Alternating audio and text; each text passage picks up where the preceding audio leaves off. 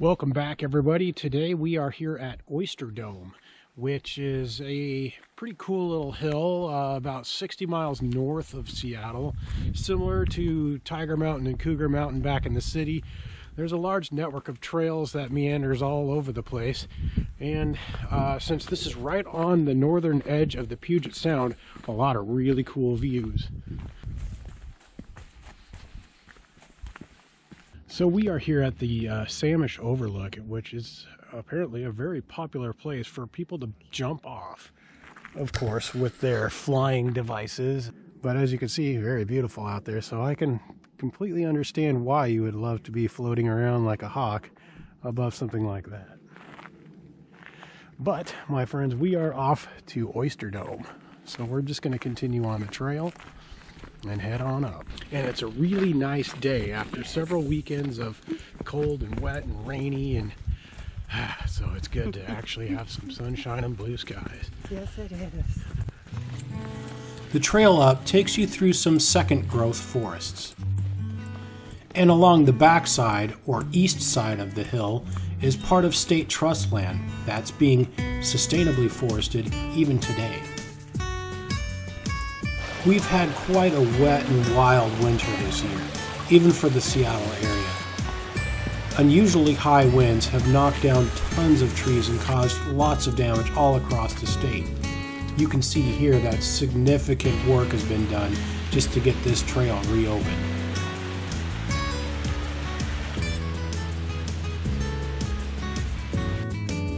On the way up, you'll notice some huge boulders alongside of the trail. Thousands of years ago, a very large glacier, more than a mile thick, carried these giant boulders with it.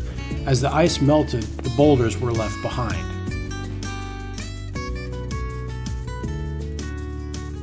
Native American legends speak of ice that once extended far out into the Puget Sound, connecting the San Juan Islands and reaching even as far as Vancouver Island in Canada.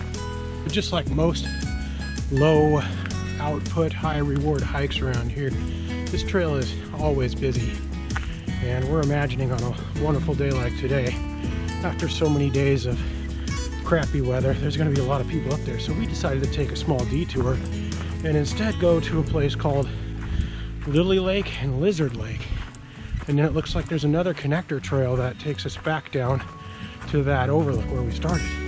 We've just ran into a little bit of snow too, which is kind of surprising, but it's not much, at least so far.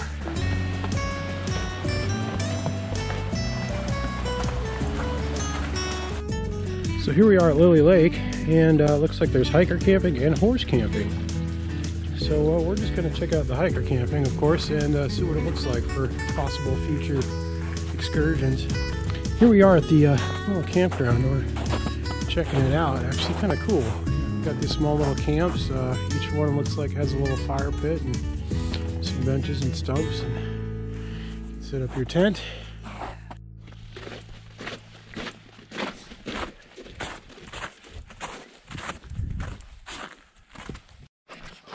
So we spent a little bit of time poking around at Lilly Lake and Lizard Lake. They're nice little quiet lakes up here on the top of Oyster Dome with a couple of really cool looking campsites worth looking into. So now we are taking a different trail back down called Max's Shortcut, and from here we should connect with the main trail that we came back up, back down to the Samish Lookout. We made our way down the Mike's Shortcut trail, and we've connected back to the trail that'll take us back to the Samish Outlook. And so note to selves, this is a much less traveled trail. So coming back, I think it's well worth finding some of these less used trails. I understand it's getting a little bit later in the day, so there's likely less people anyway, but still, we've seen maybe a dozen people since we left Lilly Lake. So what do you think of today's hike? It was nice, beautiful day, so relaxing, great after a really stressful week. There you have it. It's a good little hike. Just a word of advice.